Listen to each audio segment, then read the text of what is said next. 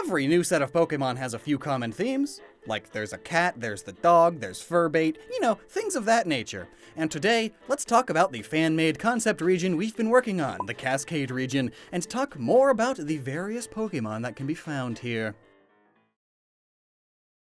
Huge thanks to today's sponsor, The Cove Commuter 2. Their support during this crummy year has been amazing. It's a big part of why we're able to do such a higher budget series like this. And now more than ever is a great time to pick these speakers up because they make a great gift. And yes, I said speakers there, plural, because they split! Bluetooth speakers like no other, it's a 2-in-1! Not only do they get loud,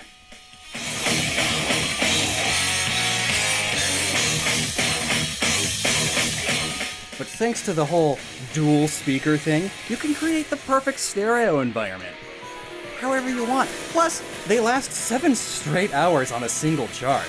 Then when combined, they create a 360 effect so you can hear it clearly anywhere in the room. It's good stuff. Plus, with the coupon code LOCK70, you can get 67% off. Talk about a holiday deal.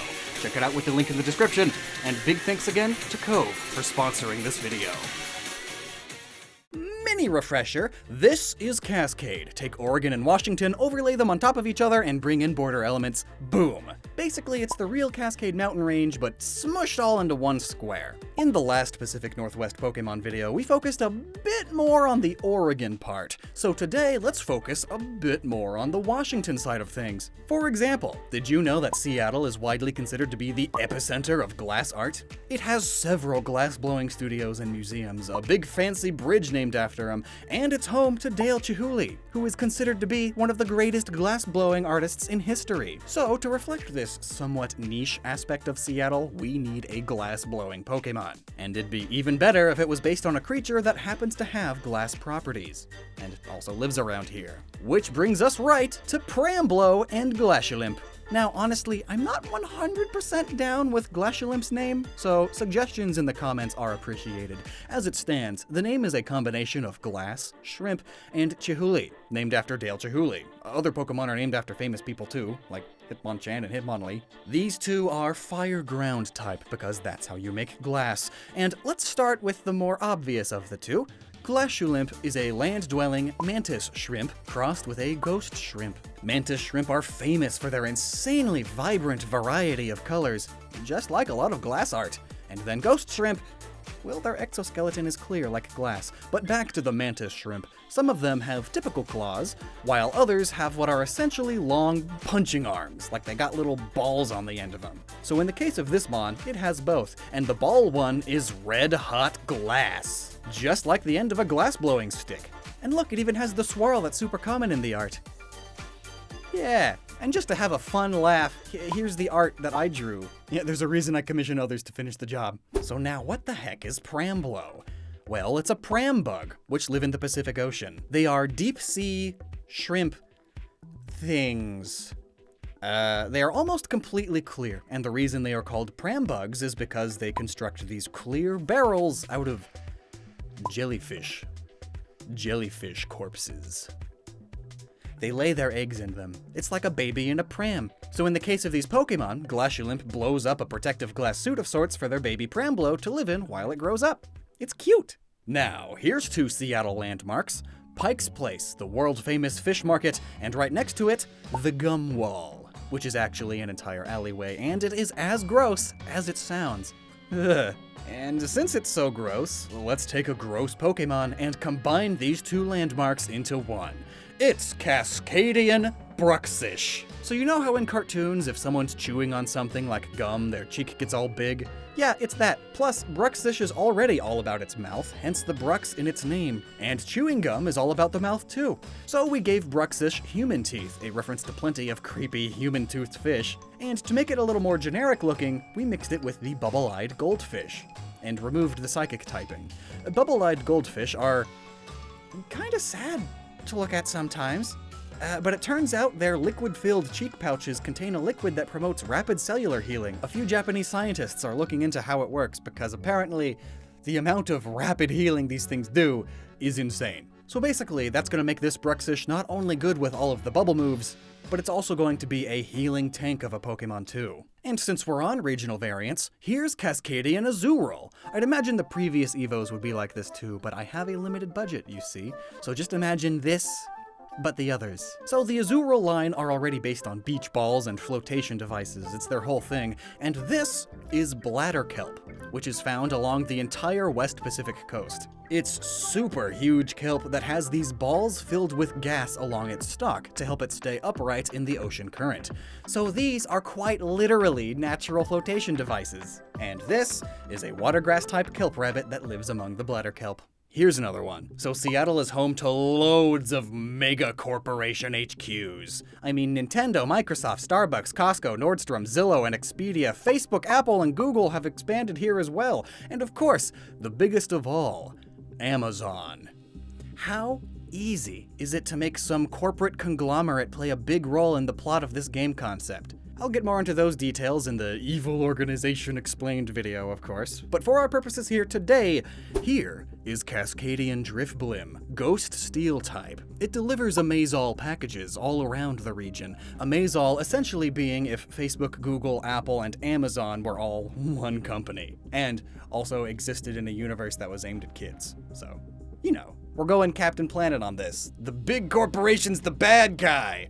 Who would have thought? These Drifblim are the products of human experimentation, commissioned by Amazol, and they are used as package delivery drones, inspired by the ones that Amazon has actually been experimenting with. The future is fully automated, people! Amazol also made a regional Sudowoodo, Steel Psychic type, or Rock Steel, I don't know yet. It's a 5G cell tower disguised to look like a tree. And yes, these really exist. Cell towers can be ugly, so in a lot of areas they are disguised to look like trees, or even cactuses. And pretending to be a tree is Sudowoodo's entire thing. It's in its name, Pseudowood. It's a phony. Now then, I promised a cat, a dog, and a Furbaitmon, so let's do those. First, the cat. Like most parts of the world, the Pacific Northwest has a variety of folktale creatures. Bigfoot is clearly the most famous, and I've already talked about the Agropelter, so today, here's another somewhat more obscure one, the splintercat. A legendary cat that runs fast and rams into trees with its hard-as-iron head, knocking them over or splintering off its branches. Sometimes it leaves behind a ghostly visage of the tree, too. It's a bit on the obscure side, but it is well known enough that it has a creek named after it, Splintercat Creek, in the real Kaskade region of Oregon. So this, along with the global issue of feral cats being terrible for the entire ecosystem, is the inspiration for Catteraxe. A mangy, normal steel-type cat that's losing its vision and has an axe for a tail. So there's an obvious pun here. Cataracts is the most common cause of blindness. It's the classic cloudy white eyes that you see in animals and people all the time. And being a blind feral cat, it runs into trees accidentally all the time. So it eventually developed an axe tail to help it clear paths for itself to use, even if it damages the ecosystem. And as for its coloration, we went with a calico fur pattern because there are no calico cat Pokemon yet, and also, calico fur patterns are only found in domestic cats. The genes that caused domestication also led to this pattern of fur. And a feral cat is specifically a domestic cat that is now wild. Now, the ghostly visage aspect of the Splintercat also inspired a sort of evolution to Catteraxe. I say sort of because this could either be a related mon that doesn't directly evolve from it, like Cubone and Kangaskhan, or it could be a trade with an item evolution that doesn't make it inherently better, just different, like with Scyther and Scizor before Gen 6. So this is Catatomb. Basically, it's a cross between Catteraxe and Spiritomb. You know how Spiritomb is 108 evil spirits trapped in a keystone? Well, functionally speaking, this is the same, only instead of those 108 spirits, it is all of a Catteraxe's 9 lives, or 9 spirits, trapped in a key bone, inspired by the Tlingit Soulcatcher, which were typically decorated bones. And in the case of this mon, the bone's got a little kitty face. It's cute, and the name not only relates to Spiritomb, but like with Catteraxe, it's a good pun. It's a cat catacomb. Catacombs being where you store the bones of the dead. Yeah. Now it's dog time! While I was looking through lists of various supposedly haunted locations of the Pacific Northwest, I came upon one that inspired our dog of the day. This is the fighting type Pudet, a little puppy cadet. It's got barbed wire fur and is a Belgian Tervarin. Ugh! Oh, and it's fighting type for the same reason as the Swords of Justice. But it doesn't seem very scary. What's with the mentioning of the haunted bit? Well, this is Fort Stevens, a military fort built during the Civil War to guard the mouth of the Columbia River, which is on the border of Oregon and Washington. And a fun historical fact about it is that it is the first and one of the only parts of the United States mainland to be attacked in World War II, shot by a Japanese submarine. But then, soon after the war, it was decommissioned. So, it plays an important part in American history, especially the American history of the Pacific Northwest. So to honor that, I wanted a military working dog Pokemon.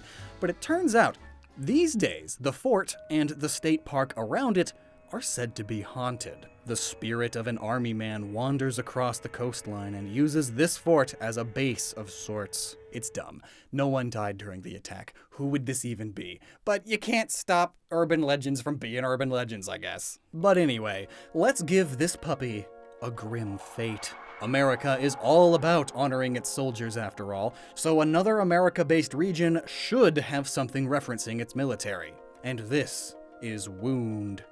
Fighting Ghost, a wounded hound that hauntingly howls, woo! It was not ready to move on to the afterlife. It has a nation to defend, and it remained here, though not without its losses. It quite literally has a phantom limb.